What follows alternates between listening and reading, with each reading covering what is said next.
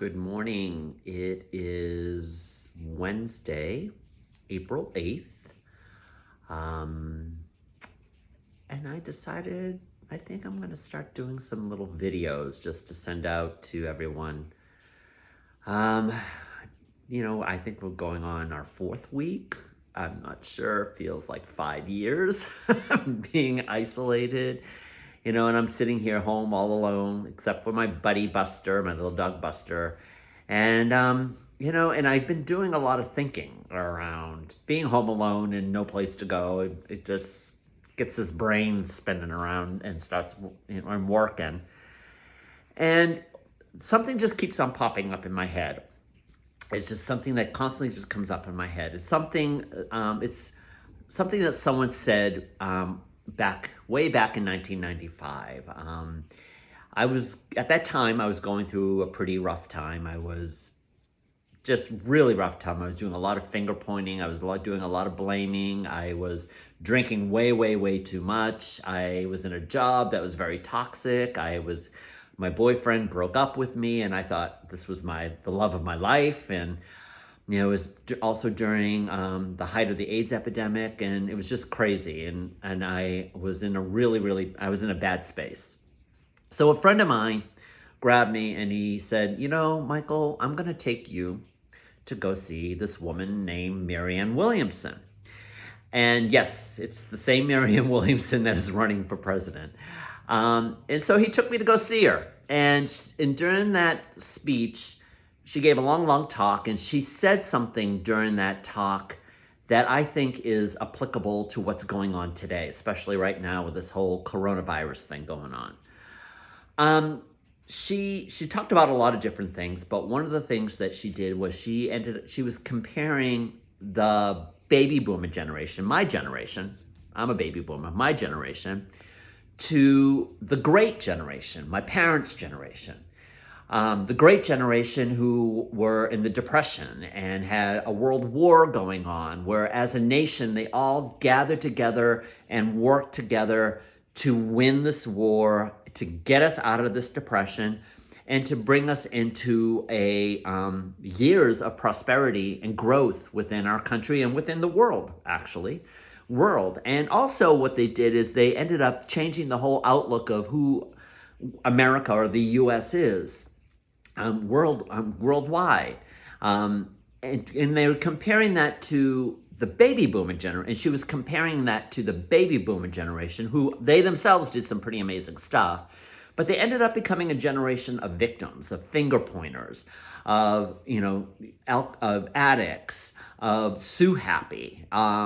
You see it right now. We have the finger pointer in chief, who is a baby boomer in the White House, and you see these TV shows like The Real Housewives, where they're all baby boomers and they're doing the exact same thing. They're just all about drama and finger pointing, I'm right, you're wrong type of thing. And what she said, which I think applies to what's happening today, is she said that the baby boomer generation is going through the longest adolescence in the history of the world. And don't you think it's about time that we all grow up? And at that point, someone turned to me and they said, Michael, don't you think it's about time that you grow up? That was like a real good, swift kick in my butt. And I ended up making a lot of big changes in my life. And I did a total 180 at that point. And I quit drinking, all the stuff I did. But I still feel that applies today. And I think this COVID, coronavirus is a clear indication from whomever, whether it's God or whether it's Mother Nature or whether it's whatever powers out there is telling us to grow the fuck up, that we need to grow up, that we need to take responsibility. I remember seeing this posting that's saying that this is Mother Nature sending us to our room, sending us all to our room to think about what we've done. And that's true. We have to think about what we've done. But it's also what I'm seeing is how there's politicians and ministers and people out there who are not listening to this, that are putting people at risk. This whole thing that's going on in Wisconsin, that's ridiculous. That's totally ridiculous. And I just don't get it.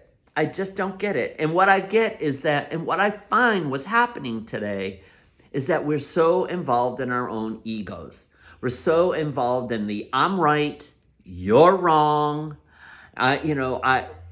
It's like, I'm not going to have anything to do with you because you're a Republican or you're a Democrat or you're a Christian or you're gay or you're black or you're a woman, or just fill in the blanks.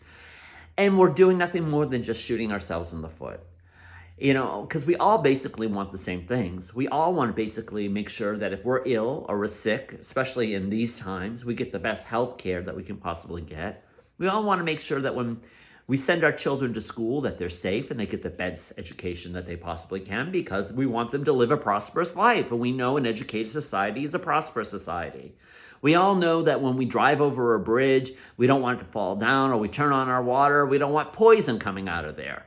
So there's things that we all want to have, but yet we can't seem to get to the point where we agree to do anything about it because we're too busy pointing our fingers and blaming everybody else about this.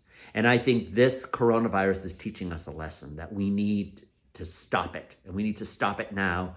And the grown-ups need to take control and let the children, and get the children the hell out of there. So, and also I think for me, it's also teaching me a lesson that I need to take care of myself. I mean, so here I am talking about this, and and there are times when I'm sitting there pointing fingers. So I need to take responsibility with myself, and it's teaching me a lesson personally that I need to take care of myself. For example, I haven't been working out at all during this whole thing, I'm going to start working out. I'm going to start eating right, eating better. I need to really connect with people more and reach out more to people. I mean, there's things that I need to do myself that I need to take responsibility for. So anyways, I just been thinking about all of this, and for me, I do these Zoom meetings, and sometimes I feel like I shouldn't talk about stuff like this because people are just so wrapped up in what's going on and all the drama that's happening around our politics and this right now that I feel like I can't really talk about it.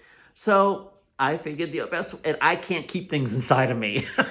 I can't keep it inside. I have to get it out. So this is my version of just getting it out.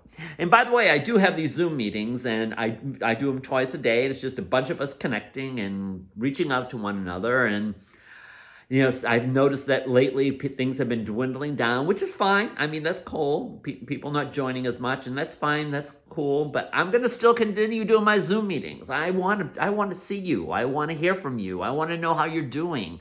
I want to know this. So if you want to join my Zoom meetings, you're more than welcome. Otherwise, I hope you guys are safe and you stay home and just take care of yourself.